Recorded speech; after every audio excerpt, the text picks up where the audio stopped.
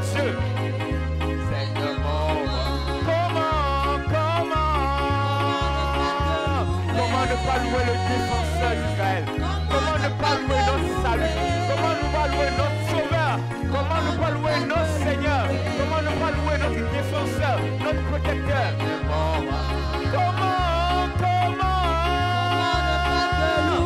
Comment ne pas te louer, Seigneur, pour une semaine de vie, pour une semaine de ta grâce, pour ta grâce infinie, pour ta bonté infinie, Seigneur.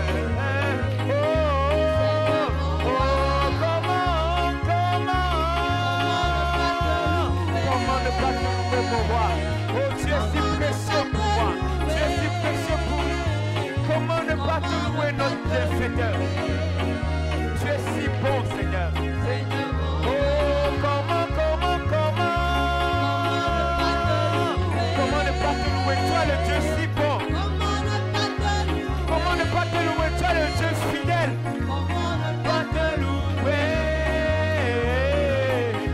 Seigneur mon roi. Il m'a tant aimé. Oh, est-ce que quelqu'un a été sauvé? Est-ce que Jésus a sauvé quelqu'un ce matin? Est-ce que quelqu'un Jésus a sauvé? Alléluia. Est-ce que tu es sauvé par le Seigneur Jésus? L'agneau de Dieu a été immolé sur la croix pour me donner. L'agneau de Dieu qui s'est donné pas à mon goût sur la croix. Oh, il m'a tant aimé. Oh, merci Seigneur pour ton amour. Oh, il m'a tant aimé. Il m'a tant aimé. On a craché sur son visage. Tout cela pour me donner la vie. On l'a cloué sur une croix. Tout cela pour me donner la vie. On l'a frappé sur la croix. Tout cela pour me donner la vie. On l'a cloué sur une croix. Oh, merci Seigneur pour ton amour. Oh, il m'a tant aimé. Il m'a sauvé. Il m'a, oh vraiment, il m'a tant aimé. Il m'a sauvé. Il m'a tant aimé. Il m'a sauvé.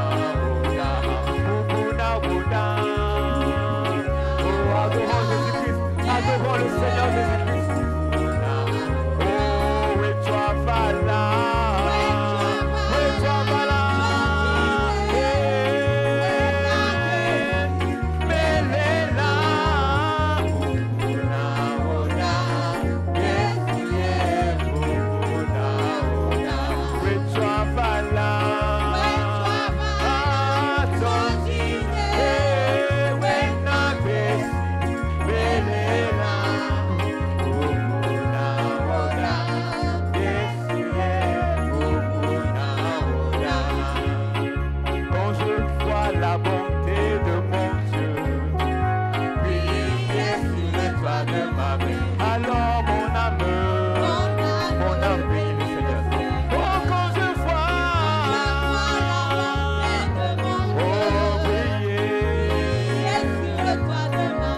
oh, mon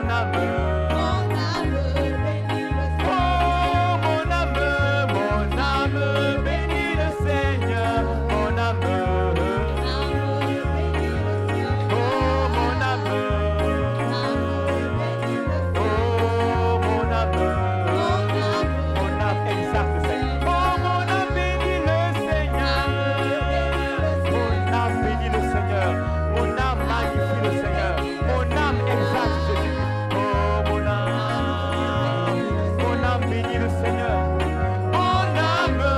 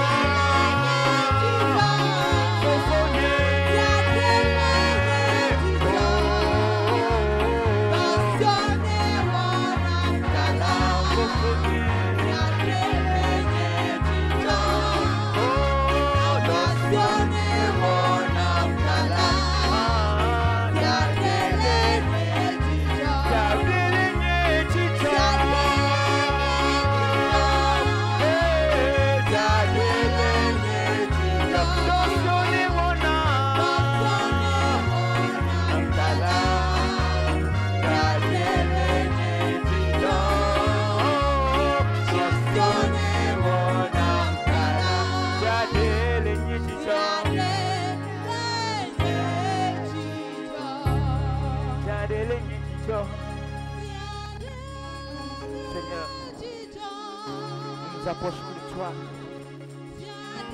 Le cœur rempli de reconnaissance. Oh, le cœur rempli de joie. Le cœur rempli de reconnaissance.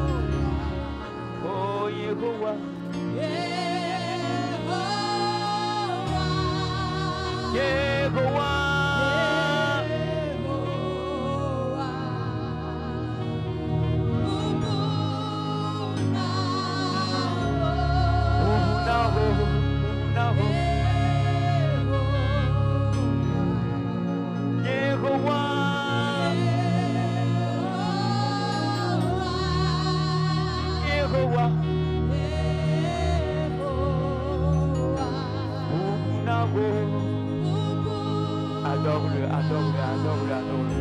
Soumets-toi encore à lui.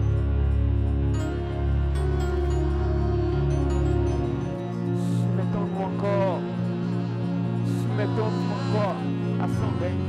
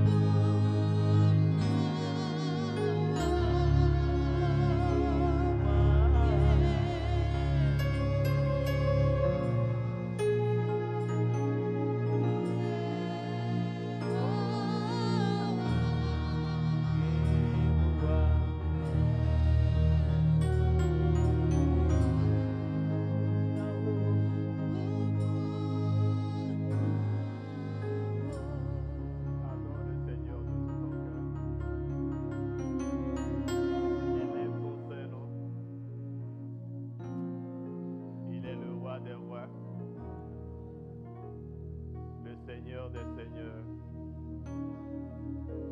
le créateur des cieux et de la terre, celui qui étend l'univers. Il est celui qui pourvoit à tous tes besoins. Bénis son Saint-Nom. Il pourvoit à tous tes besoins spirituels, tes besoins sociaux, tes besoins matériels, tes besoins financiers. Comme un père qui t'aime,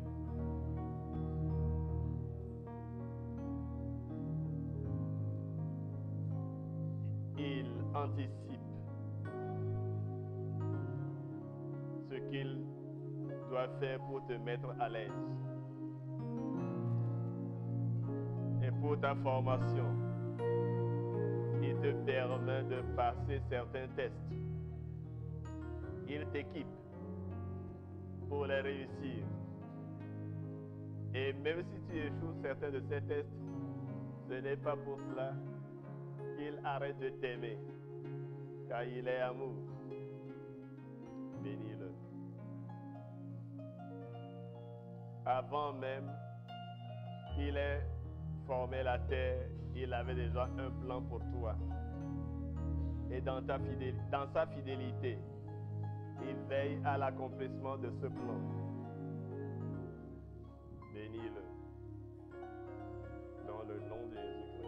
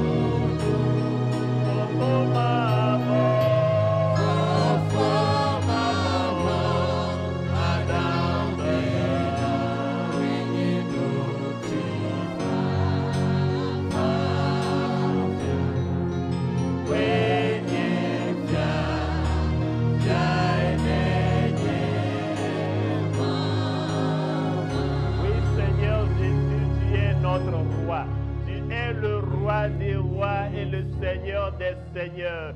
Tu sièges à la droite de la sainteté, à la droite du Saint-Père, et rien ne saurait s'opposer à ta royauté. Tu viens bientôt dans ta gloire, dans ta majesté, dans ta magnificence.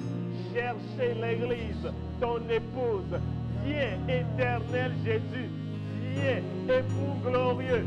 Viens et prends avec toi ton Église que toi-même tu as préparée et que tu as affûtée. Elle est pure, elle est précieuse, elle n'a pas de faille. Seigneur, ce matin, je demande à ce que tu finisses l'accomplissement de ton œuvre en chacune de tes filles, en chacun de tes fils, et que ta lumière brille à travers eux, à travers tes disciples, afin que toute la terre soit suffisamment éclairée, afin que personne ne dise « Je ne le savais pas ». Donne à tes filles, donne à tes fils de proclamer la bonne nouvelle par la vie qu'ils mènent tous les jours et par leurs propos. Béni sois-tu de ce que tu amplifies leur voix et ils sont entendus partout. À toi la gloire, à toi l'honneur, Seigneur, au nom puissant de Jésus-Christ. Amen. Asseyez-vous dans la glorieuse présence de notre Seigneur qui va accomplir de nouvelles choses dans ta vie. Il dit de nouvelles choses. Dis à ton ami, de nouvelles choses. Pas une seule chose. De nouvelles choses. Dans ma vie. Et dans ta vie. Alléluia. Nous allons tous ouvrir nos Bibles au chapitre 42 du livre d'Ésaïe.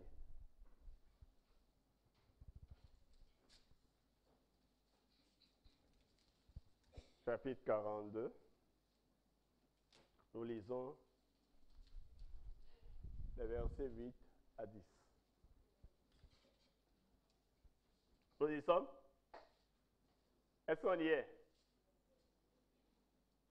C'est bon? Ésaïe 48. 42, versets 8 à 10, s'il vous plaît.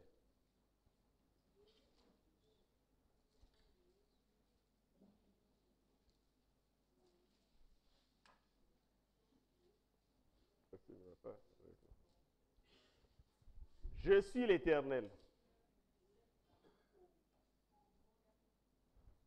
Il y a quelque chose qui ne va pas avec mon...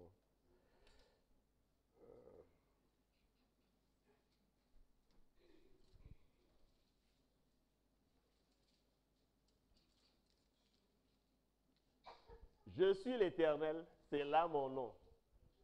Et je ne donnerai pas ma gloire à un autre, ni ma louange à des images taillées.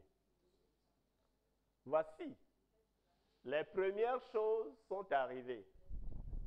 Et je déclare les choses nouvelles avant qu'elles germent. Je vous les ferai entendre. Chantez à l'Éternel un cantique nouveau. Sa louange du bout de la terre, vous qui descendez sur la mer et ce qui la remplit, les îles et ceux qui les habitent. Amen.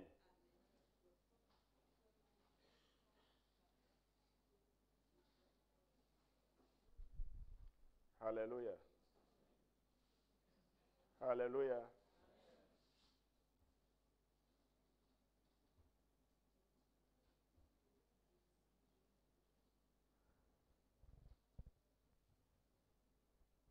Le Seigneur nous dit qu'il fera de nouvelles choses. Et dans Ésaïe 42, nous devons nous poser la question. Si Dieu veut faire de nouvelles choses, comment va-t-il procéder? Pour la création, nous le savons, Dieu a parlé. Que la terre soit. Que la terre produise. Que la terre fasse ceci, ceci et cela. Maintenant, si Dieu veut faire de nouvelles choses dans ma vie, comment va-t-il procéder? Sans doute, il va me parler. Alléluia. Quelles sont donc les nouvelles paroles? Quelle est la nouvelle parole que Dieu me dit? Qu'est-ce que Dieu me dit de nouveau? Qu'est-ce qu'il me dit maintenant qu'il ne m'a jamais dit? Qu'est-ce qu'il me dit? Si Dieu veut faire une nouvelle chose dans ta vie, c'est sûrement qu'il va aussi te parler. Qu'est-ce qu'il a entendu? Qu'est-ce que tu as entendu de lui? Qu'est-ce que tu as entendu de lui? Dans Jean 3, le frère Paul va nous aider. Le verset 34 à la partie A. Qu'est-ce qu'il nous a dit? Jean 3, le verset 34. Il est écrit: car celui que Dieu a envoyé parle les paroles de Dieu, car Dieu ne donne pas l'esprit par mesure. Amen. Alléluia. Amen. Jésus-Christ, qui est la parole, qui était au commencement, qui était avec Dieu et qui est Dieu, pendant que lui il a vécu sur terre en tant qu'homme, n'a pas reçu l'esprit par mesure. Il avait la plénitude de l'esprit. Et je viens t'annoncer que Dieu veut que tu puisses jouir de la plénitude de l'esprit. Pas d'une mesure de l'esprit.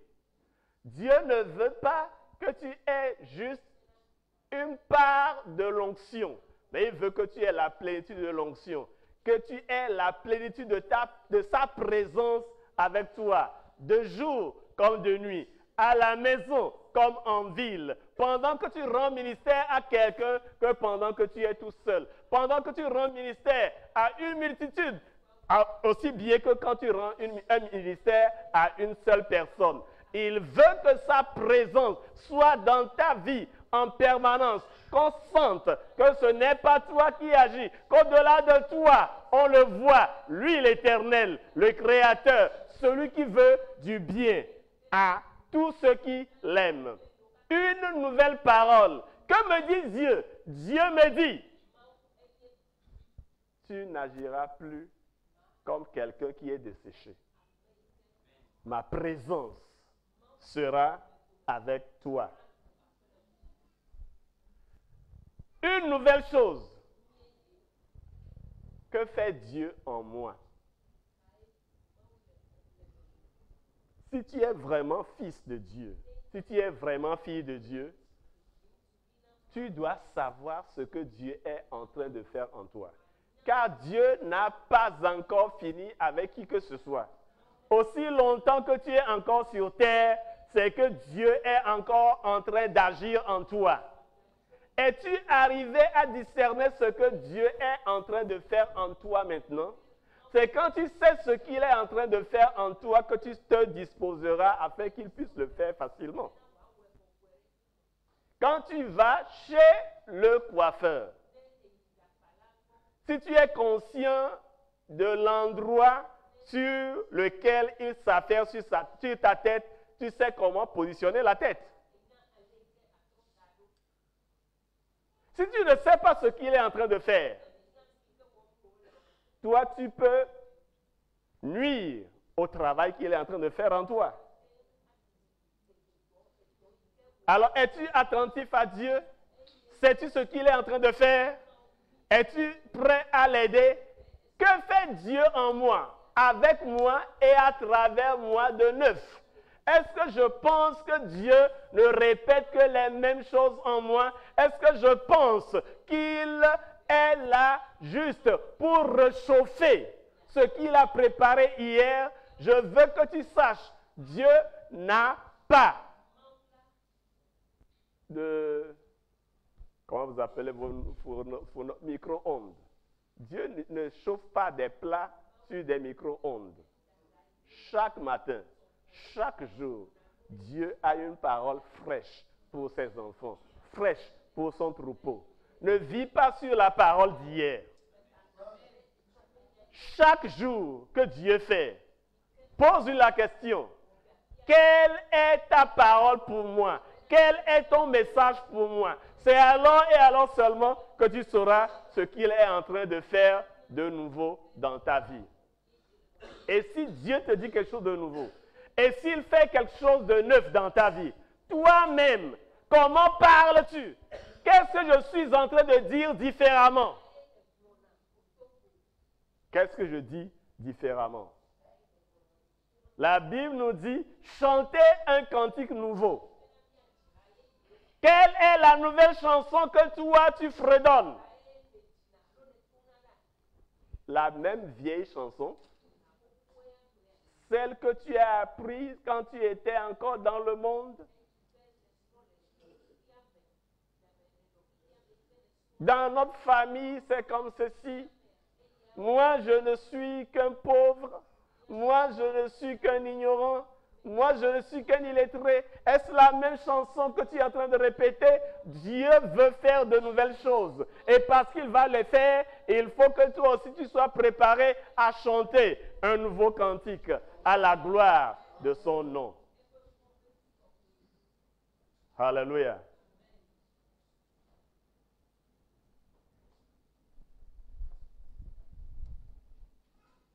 Nous allons ouvrir le livre de Zacharie, l'avant-dernier livre de l'Ancien Testament. Chapitre 2. Pour voir la nouvelle chose, les nouvelles choses que Dieu veut faire.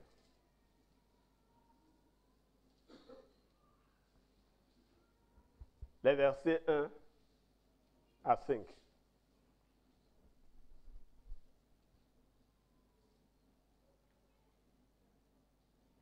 Zacharie chapitre 2, versets 1 à 5. Je lis selon Darby. Et je levai les yeux et je regardai. Et voici un homme. Et dans sa main, un cordeau à mesurer. Et je dis, où vas-tu? Et il me dit, je vais pour mesurer Jérusalem, pour voir quelle est sa largeur et quelle est sa longueur. Et voici, l'ange qui parlait avec moi sortit, et un autre ange sortit à sa rencontre, et lui dit, cours, parle à ce jeune homme disant, Jérusalem sera habitée comme les villes ouvertes, à cause de la multitude des hommes et du bétail qui seront au milieu d'elle. Et moi, je lui serai, dit l'Éternel, une muraille de feu tout autour, et je serai sa gloire au milieu d'elle. Alléluia. Alléluia.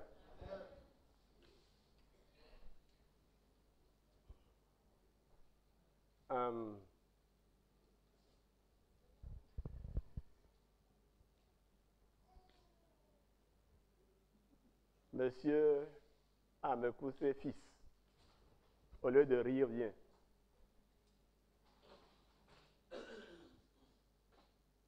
Rapidement.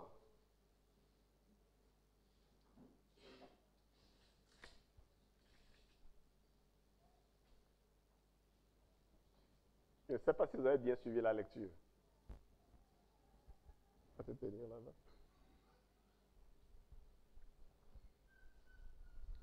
Dans le texte que nous venons de lire, la Bible nous dit que Zacharie était là. Et il y avait un jeune homme qui avait entre ses mains, quoi? Un cordeau pour mesurer. Et il lui posa la question, où battu. Et il dit, je m'en vais mesurer Jérusalem pour en connaître et la largeur et la longueur. Jérusalem, c'est la ville sainte. Jérusalem, c'est la cité de Dieu. Jérusalem, c'est la capitale du royaume d'Israël sur terre. Jérusalem, littéralement, c'est la cité de paix. Et quand on dit Salem en hébreu, on est en train de parler de l'absence de guerre, c'est vrai. On est en train de parler de la quiétude.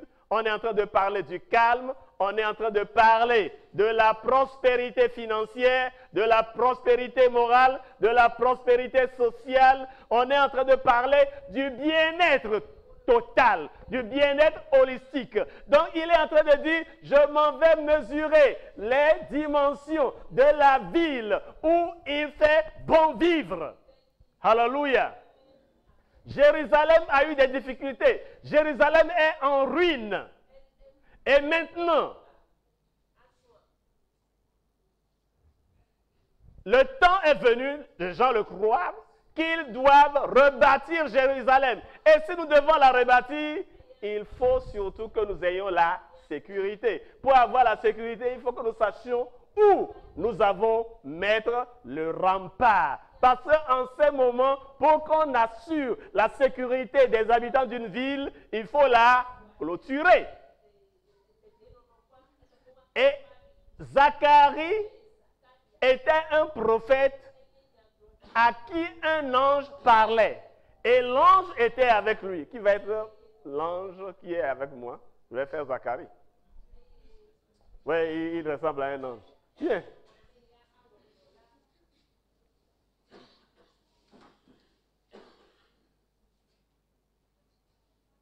Donc voilà l'ange qui parle au vieux prophète Zacharie.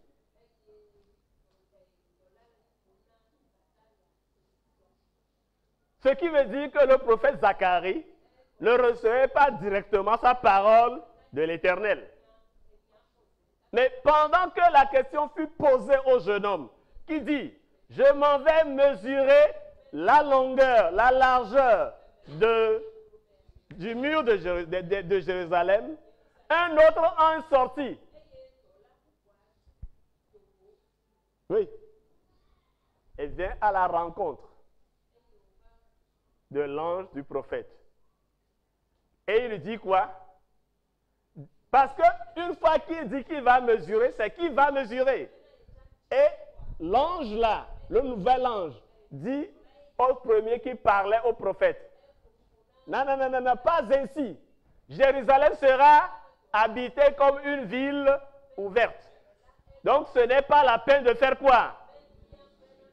Est-ce que vous avez compris? Alléluia, vous pouvez retourner à vos places. Donc, si jamais il mesurait, il mettrait une entrave à l'œuvre de Dieu. Alléluia.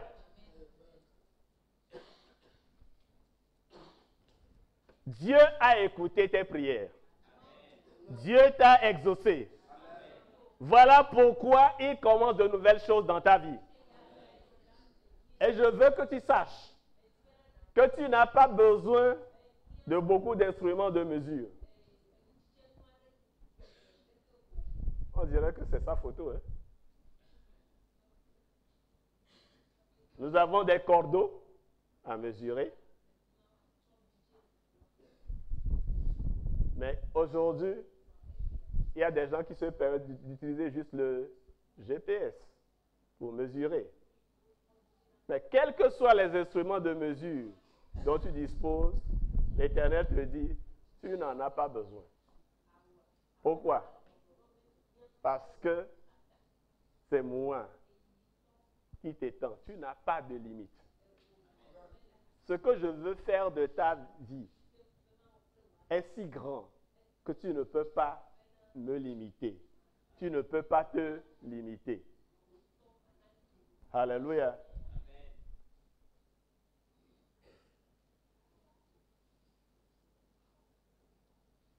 Qu'est-ce qu'il nous dit? dans le passage de Zacharie, la première chose, c'est que tes anciennes limites sont désormais caduques. Tes anciennes limites ne valent plus. Elles sont nulles.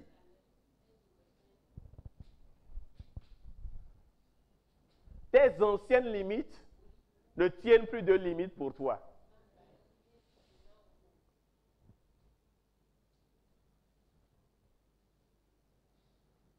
Il y a un poisson que les Japonais appellent poisson koi. Quand tu le mets dans une petite bouteille,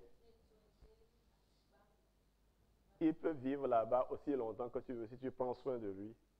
Mais sa taille sera proportionnelle à la bouteille. Si tu fais pour lui seul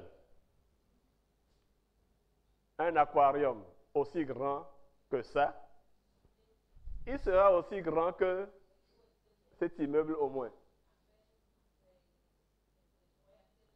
Si tu le mets dans une piscine aussi grande que cette salle, il grandira encore davantage. Si tu le laisses dans la mer, il sera encore plus grand. Alléluia. La nature du poisson koi est en toi. Et Dieu l'active. Voilà pourquoi il dit, telles anciennes limites sont caduques.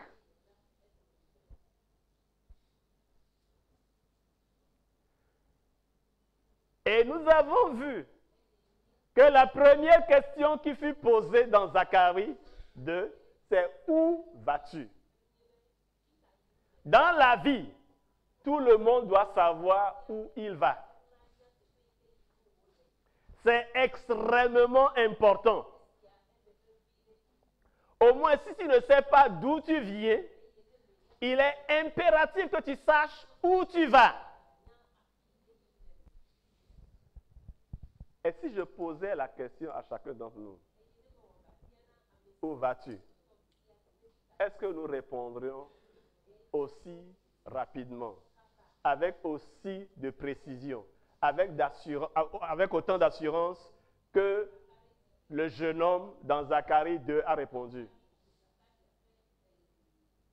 Quand la question lui fut posée, où vas-tu? Il n'a pas seulement donné un endroit.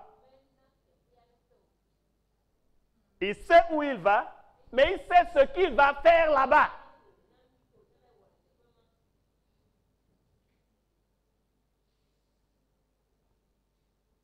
Ce n'est pas tout de pouvoir bouger.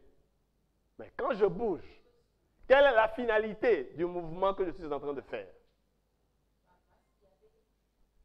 Ne soyons pas comme Ahimaas, qui juste parce qu'il est rapide, ne peut pas rester sur place, doit courir.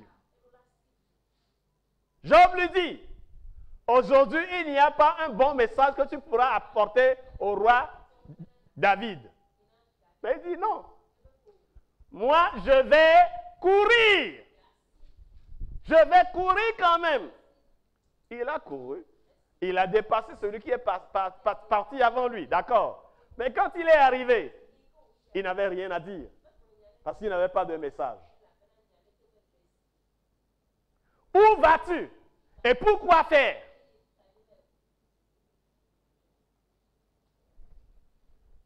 Entre la présence de Dieu et l'absence de la présence de Dieu, vers quoi vas-tu? Le train de vie que tu mènes, t'approche-t-il de Dieu ou de son ennemi?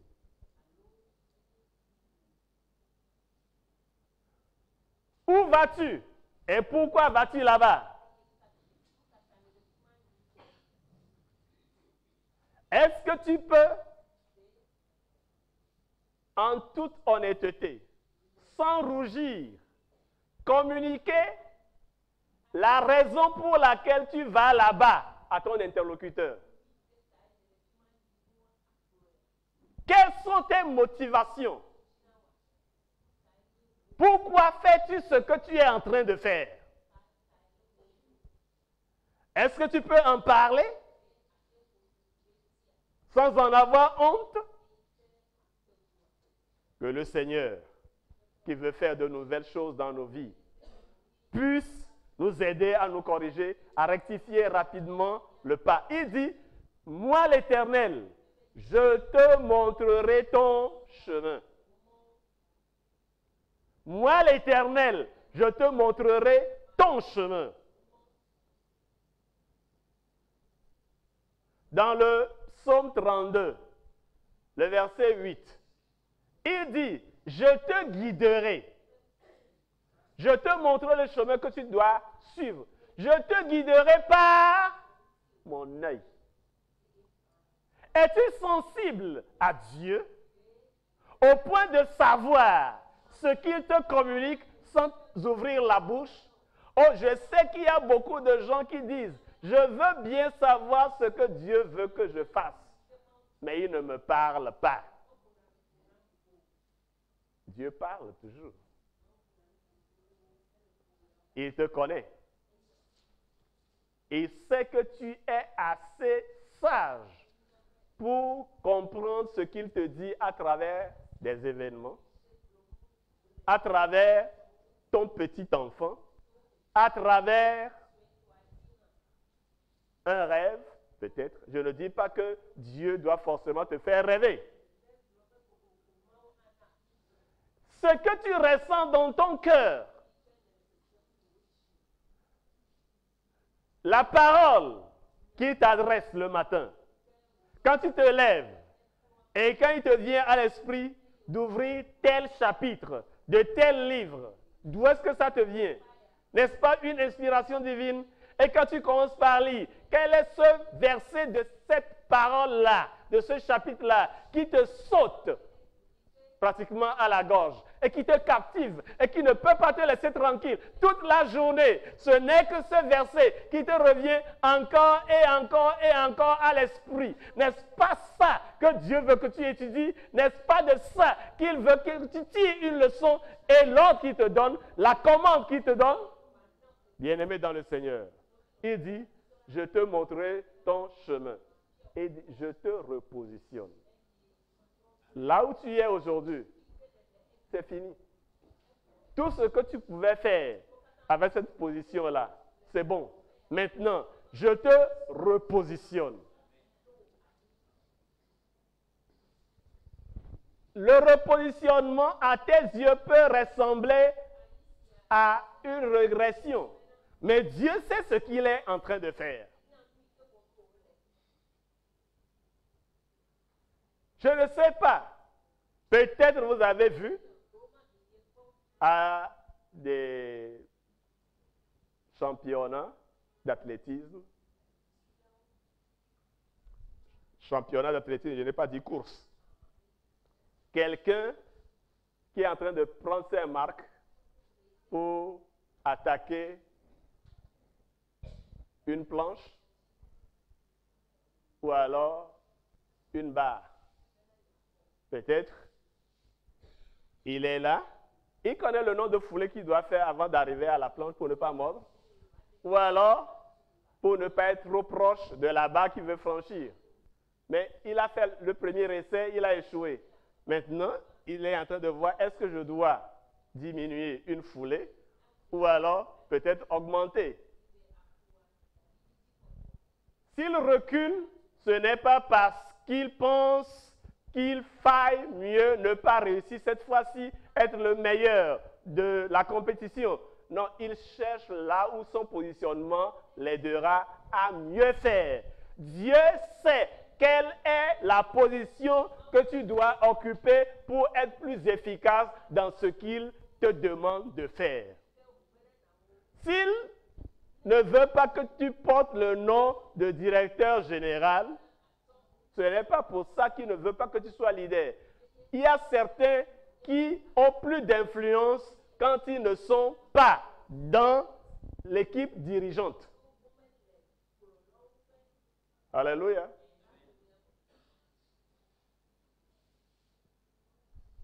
vous pensez que Dennis Thatcher n'a pas été influent en Angleterre pendant que Margaret en était la première ministre? Est-ce que vous pensez que l'époux de Madame Angela Merkel n'a aucune influence en Allemagne? Est-ce que c'est possible? Donc, l'influence d'une personne ne dépend pas forcément du fait qu'il est placé à un niveau plus élevé que tous les autres. Dieu veut que tu sois là où tu seras le plus efficace possible. Il te repositionne. Bien-aimé dans le Seigneur. Et parce qu'il dit, je fais une nouvelle chose, de nouvelles choses dans ta vie, il nous faut faire fi des conditions socio-économiques de notre pays, de notre région. Alléluia.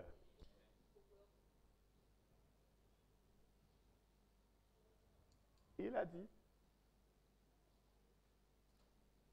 ne mesure pas.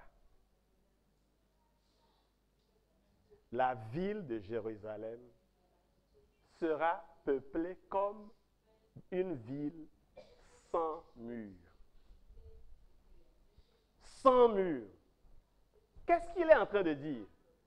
Il y aura tellement d'hommes et de bêtes. Il y aura tellement de population que personne ne pourra suivre la croissance de cette ville si on devrait faire quoi? La clôturer. La croissance sera rapide. Ta croissance sera rapide. C'est l'Éternel qui le décide. En tant qu'homme, tu croîtras rapidement. Et ta famille grandira rapidement. Ce que tu auras à diriger, ceux pour qui tu répondras, ceux qui regarderont à toi comme leader, se multiplieront très rapidement. Tu seras étonné. Tu auras à former beaucoup de disciples pour le Seigneur. Et c'est pour cela qu'il est en train de t'équiper. Oui, tu as reçu plus d'équipement qu'il ne le faut. Et jusque-là, tu ne t'en es pas servi. Mais il dit, le temps a sonné pour toi, afin que tu puisses libérer le potentiel en toi pour la croissance de beaucoup de gens. Ce n'est pas pour les juger, ce n'est pas pour les frustrer, mais c'est pour les édifier. Le temps est venu. Voici les nouvelles choses que je fais. Tu es devenu un faiseur de disciples. Tu es devenu un équipeur de faiseurs de disciples. Tu vas équiper des gens qui feront des disciples. Il y a parmi vous des gens qui seront mentors de grands. Je vois un Barnabas au milieu de nous, dans le nom de Jésus-Christ. Un Barnabas qui prendra un sol de tasse sous ses ailes et sous peu, il deviendra aussi efficace que le Paul qui a écrit plus de la moitié du Nouveau Testament. Je vois un Silas parmi nous qui ira ouvrir les yeux à un sol de tasse. Et ce sol de tasse se mettra à voir. Et je vois parmi nous un Aquila avec sa Priscilla qui sont en train de commencer une merveilleuse chose, qui réunissent des gens dans leur maison et qui leur transmettent ce que Dieu leur a confié depuis le commencement. Ils se sont dit, ce n'est pas à moi de le faire, moi je ne suis qu'un membre de l'Église, je ne peux pas enseigner, mais la chose te prend à telle enseigne que dans tes os, tu ressens ça comme un feu qui te dévore. Tu ne peux plus te taire. Mais je vois que ce couple pourra appeler quelqu'un qui est déjà dans l'œuvre, comme ce fut le cas d'Apollos, pour le remettre un peu plus dans le droit chemin, pour lui spécifier ce que le Seigneur enseigne en ces temps. De nouvelles choses, bien-aimés dans le Seigneur. C'est ce que Jésus-Christ, notre Seigneur, veut faire dans notre vie. Et ce n'est pas parce que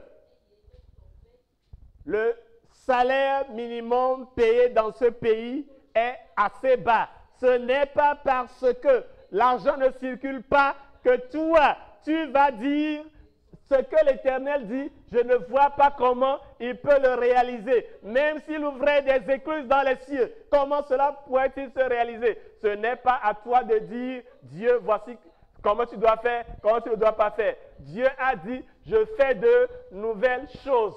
Point final. Nous devons le laisser faire et nous rendre disponibles. Sois disponible à ton Dieu, celui qui t'a appelé, et tu verras les choses qu'il fait. Bien-aimé dans le Seigneur, tu n'as pas à te mesurer à qui que ce soit.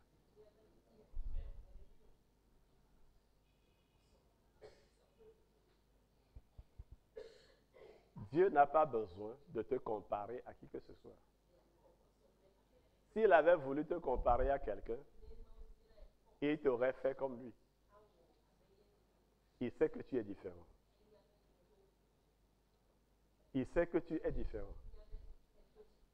C'est lui-même qui l'a voulu. Alléluia.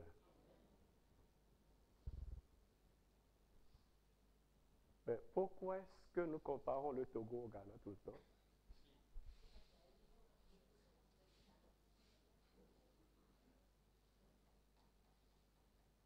Pourquoi? Vous savez, ailleurs c'est toujours mieux. N'est-ce pas? Le pâturage est toujours vert ailleurs. Plus vert ailleurs. Au point que ceux qui sont à Lomé préfèrent aller se faire traiter au Ghana. Parce qu'au Ghana c'est mieux. Qui t'a dit que c'est mieux?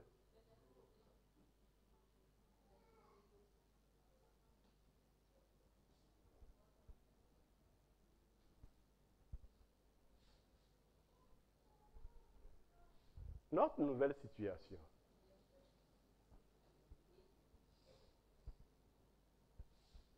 Ce que Dieu veut faire, c'est qu'il y aura un remplissage total.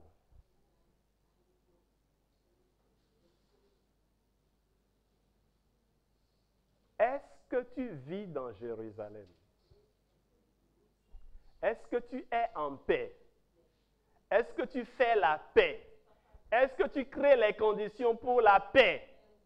Est-ce que tu as fait la paix dans ton cœur avec tous ceux que tu collabores? Est-ce que tu as fait la paix avec ceux qui t'ont offensé par le passé? Est-ce que tu le leur as pardonné?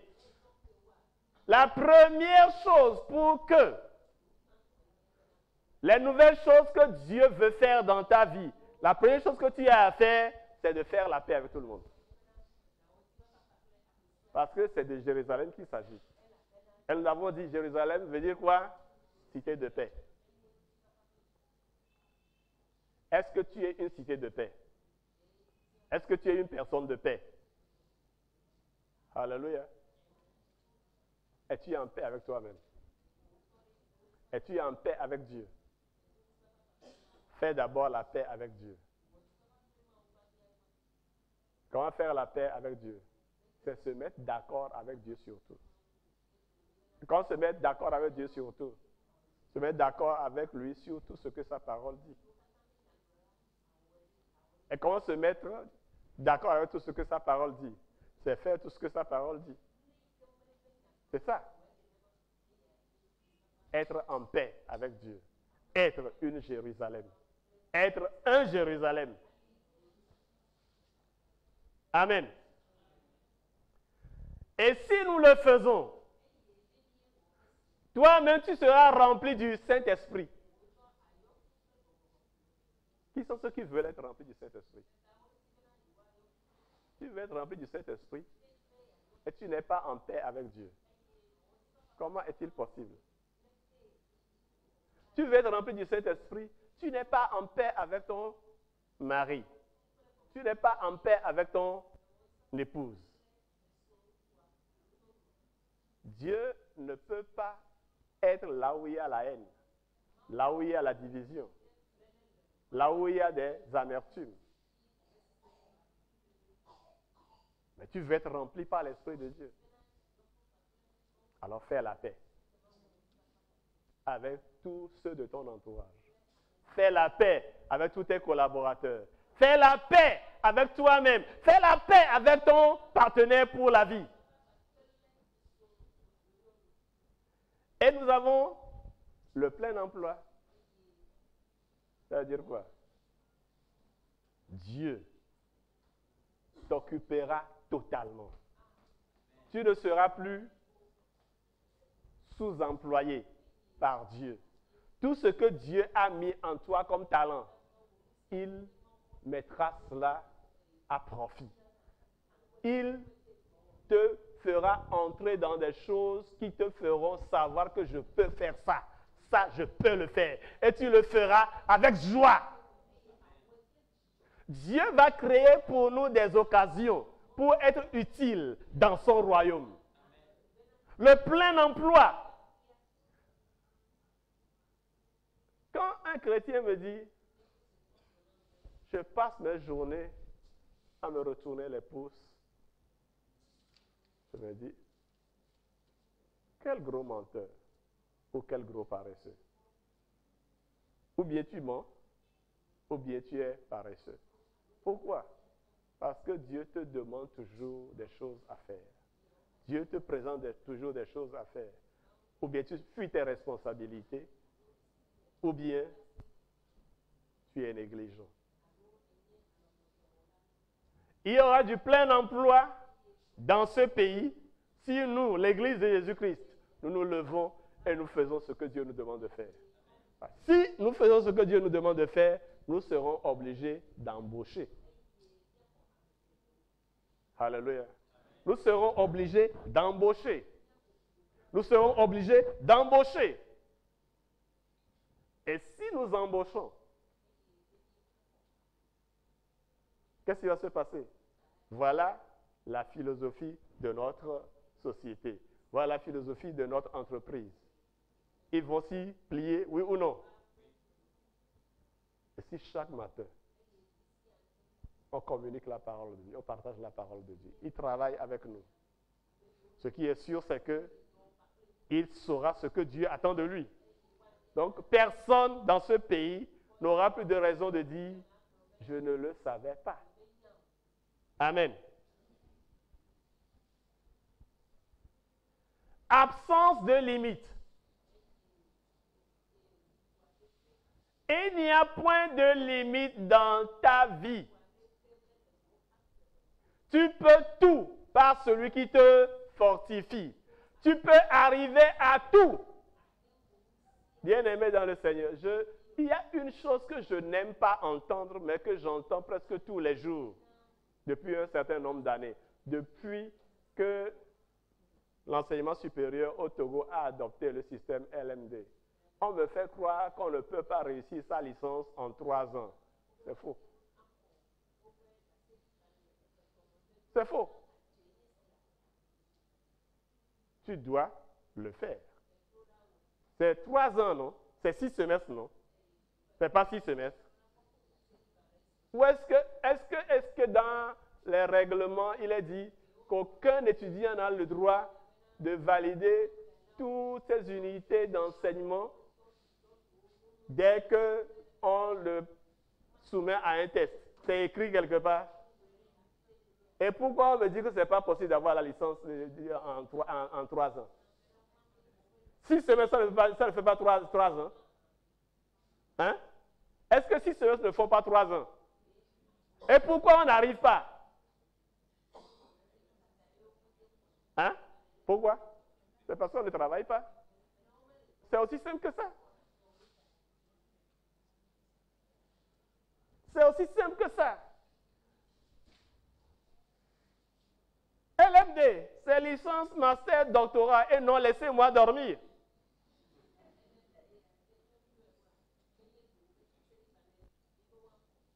C'est pas laissez-moi dormir. Et il n'y a pas de diplôme qu'on délivre aux dormeurs. Il n'y en a pas. Et quand on t'appelle dormeur, ce n'est jamais un compliment. Quelqu'un a été appelé dormeur dans la Bible. C'est qui? Pardon? Non, pas Eutychus n'a pas été. Le lion dit il dormait.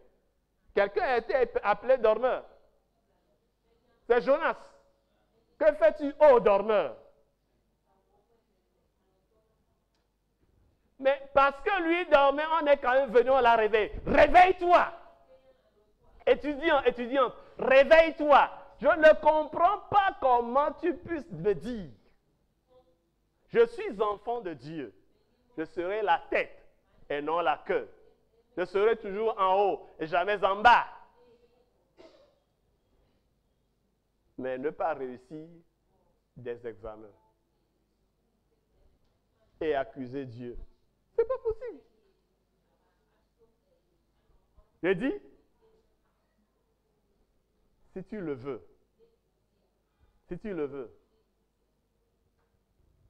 tu réussiras tous les examens auxquels tu te présenteras.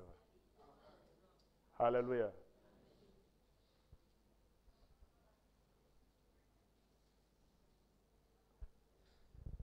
Notre nouvelle condition, c'est aussi une croissance illimitée.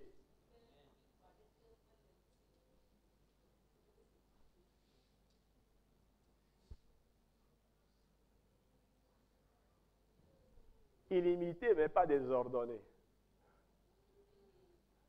Une croissance illimitée, et l'Esprit de Dieu est là pour veiller à ce que nous soyons selon le plan de Dieu, afin que nous puissions donner gloire à Dieu. Alléluia. Quand Dieu t'aura multiplié intellectuellement, quand il t'aura multiplié en connaissance, quand il t'aura multiplié numériquement, quand il t'aura multiplié financièrement, ce n'est pas juste pour que tu sois dans un embroglio, que tu sois dans une confusion totale. Non. L'Esprit de Dieu en toi te fera savoir comment tu dois gérer toutes ces choses à la gloire de Dieu. Ce sera dans un ordre parfait. Dieu sait déjà ce qu'il veut faire avec la multiplication, avec la croissance.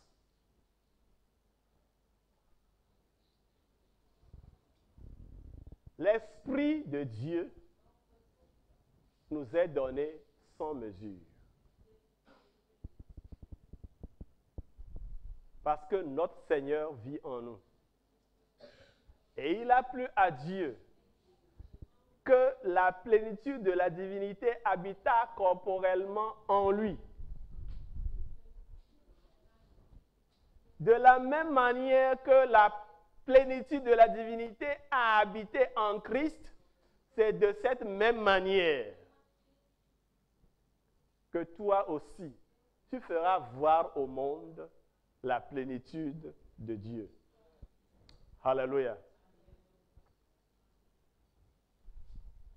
Il faut que tu oublies tes origines. Si tu dois, je veux dire tes origines biologiques.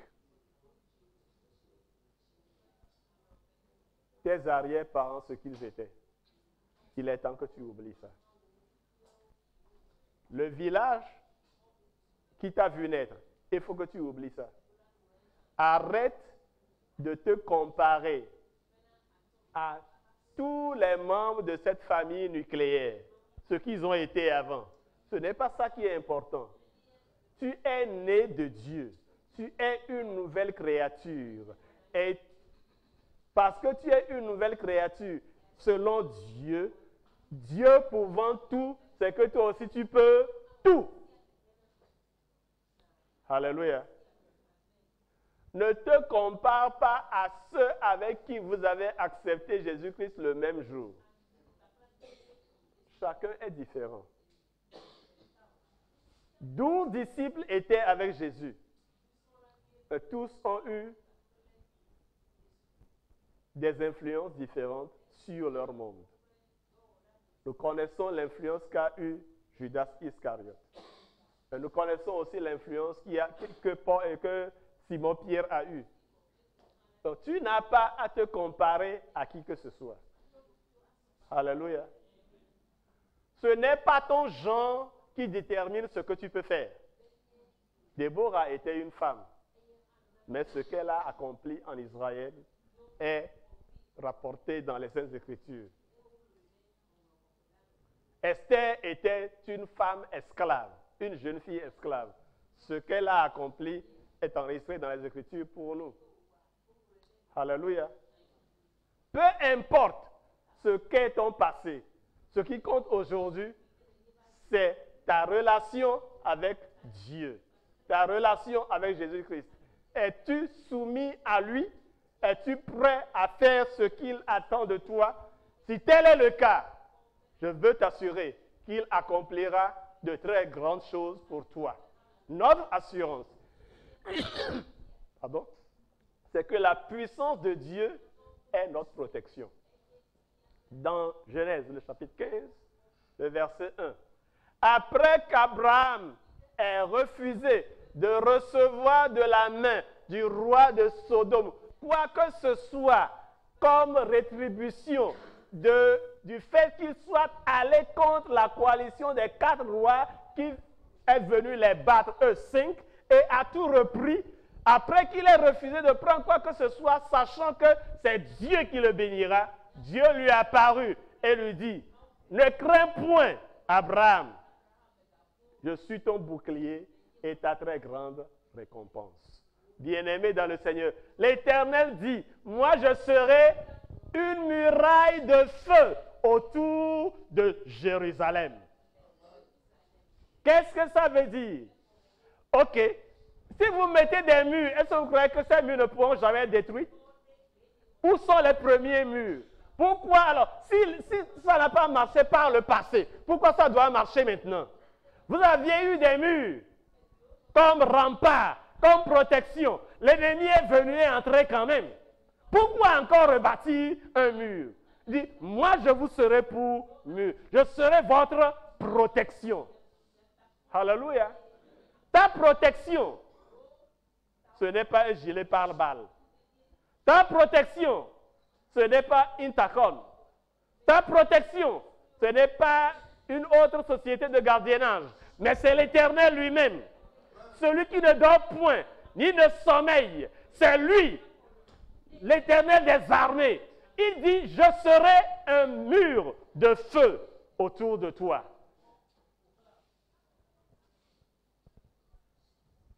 Sa présence extensible délogera l'ennemi devant nous et autour de nous.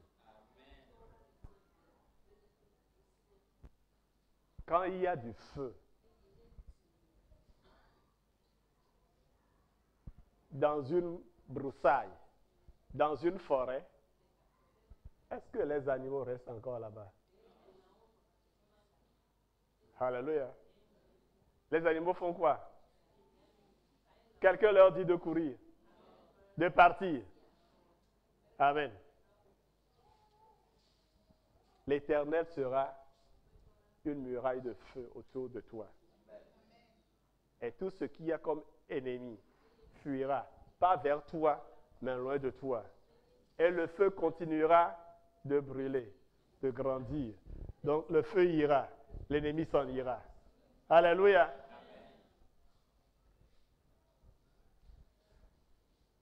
Mais au milieu de nous, au milieu de toi, qu'est-ce qu'il y aura? La gloire de l'Éternel. La gloire de l'Éternel au milieu de nous nous fera rayonner. Il nous fera rayonner. Ma période de rayonnement a commencé. Amen. Dis-le. Ma période de rayonnement a commencé. Dis-le comme si tu étais vraiment certain de ça. Ma période de rayonnement a commencé. Je ne vois pas quelqu'un qui soit vraiment déterminé. Ma période de rayonnement a commencé. Pourquoi? L'Éternel en a décidé ainsi.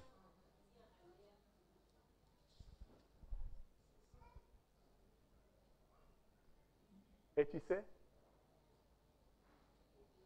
la lumière ne te viendra pas d'ailleurs. L'Éternel est ta lumière. Et puisqu'il est éternel, Ça veut dire que tu seras toujours éclairé. Dans les situations les plus difficiles, tu verras clair, tu verras bien et tu prendras la bonne résolution. Et tu ne seras pas lent à mettre en pratique la résolution. Et l'Éternel sera glorifié en toi.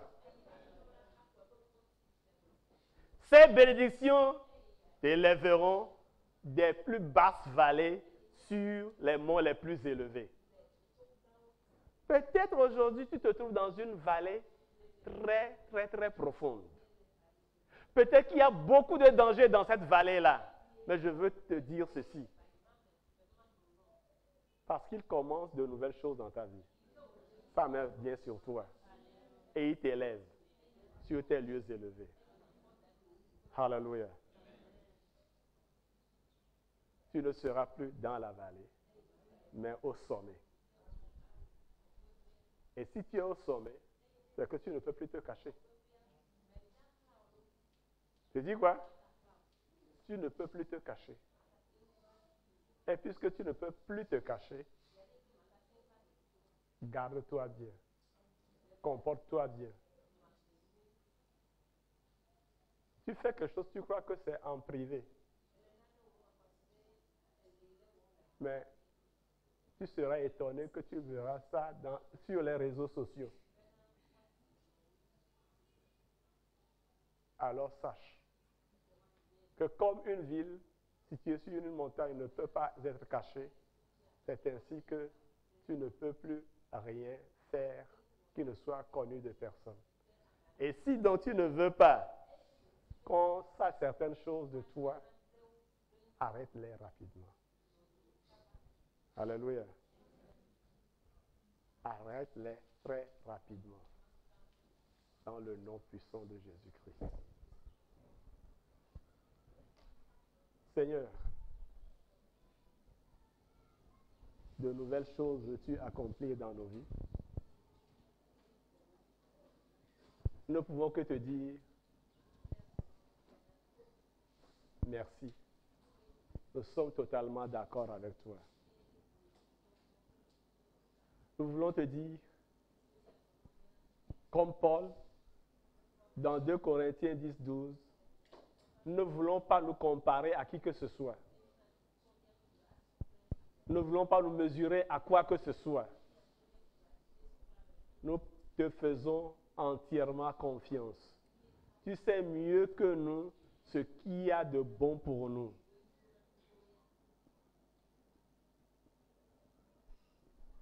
Merci d'élargir notre territoire.